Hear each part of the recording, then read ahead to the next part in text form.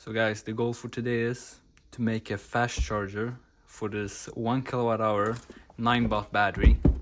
And the goal is to charge it in 1 hour. And it usually takes 12 hours to charge it with this 36 volt 2 amp charger.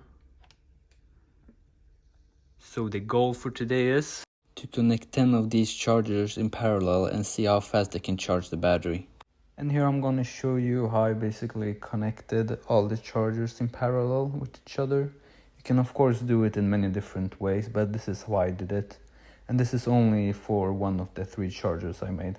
And please guys, I want to be really clear, if you want to do this at home and don't know what you're doing, please at least do some research, because you can hurt yourself or burn your house down, because this is actually not safe. And that's because when we fast charge the battery, it's not going through the BMS, which has all the protective features such as overcharge protection and overheat protection. And without those protections, your battery can explode.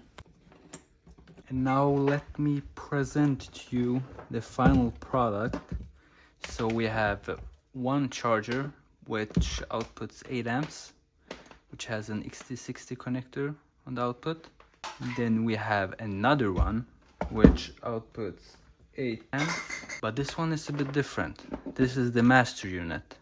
So you can choose if you want the 8 amps or go double, the 16 amps.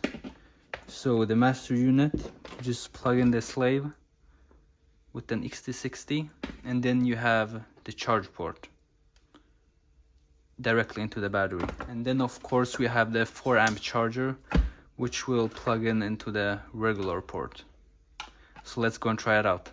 And this is for those that are interested in what types of cell this battery uses. We're using 90 of these Samsung 32E battery cells, which are rated for 3.2 amps of maximum charge. And we have 9 of them in parallel, which is 28.8 amps of charge. But we only have a 20 amp charger, so that will be fine. So guys, here we have the setup. This is how it's going to work. We have the watt meter over here.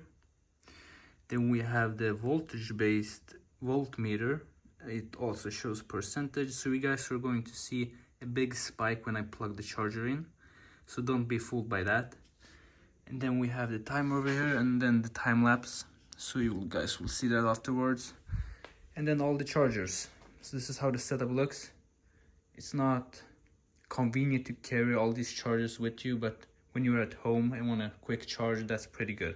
And as I told you guys, in the first like 5 minutes, the voltage spike is huge, so that's not accurate really. And it's the same thing when it's 100%. It's actually at like 95%, but now the current steps down, so that's why it's showing 100%. And here at the watt meter, you can actually see at the end that the current is ramping down. So that's where the battery is almost fully charged. We just finished the test and we came at 1 hour and 10 minutes. So let's check the thermals and see.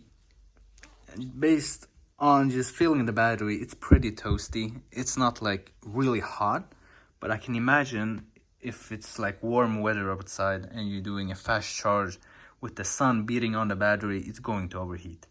Guys, as always, thank you so much for watching, and I will see you in the next one.